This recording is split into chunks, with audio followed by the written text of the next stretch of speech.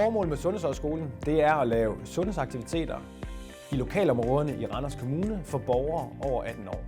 Det kan være alt fra livsstilshold, hvor det handler om mad og motionsvaner. Det kan være ryghold, hvor du har mulighed for at få en stærkere ryg. Det kan også være træning for rigtige mænd, hvor det handler primært om, at det skal være sjovt, og ikke mindst, at det sociale er omdrejningspunktet.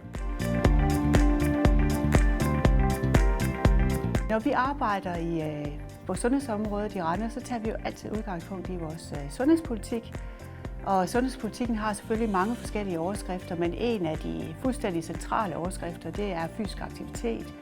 Og det at være i bevægelse, fordi at vi ved, at fysisk aktivitet det er godt, uanset om du gerne vil fremme din egen sundhed, eller du gerne vil forebygge sygdom. Så da vi skulle lave Sundhedshøjskolen, så er det jo sådan set et ønske om blandt andet at sætte fokus på fysisk aktivitet, og få flere borgere til at have det fokus og arbejde med deres egen sundhed på den måde.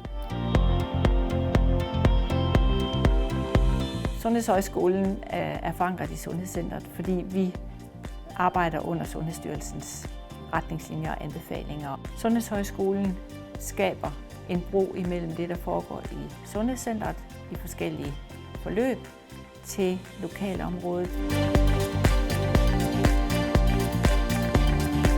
Det gode ved Sundhedshøjskolen det er, at det er for alle borgere, uanset form og niveau. Hvis du synes, det lyder spændende, så gå ind på sundhedshøjskolen.dk, hvor du kan læse meget mere omkring, hvordan man tilmelder sig det enkelte hold.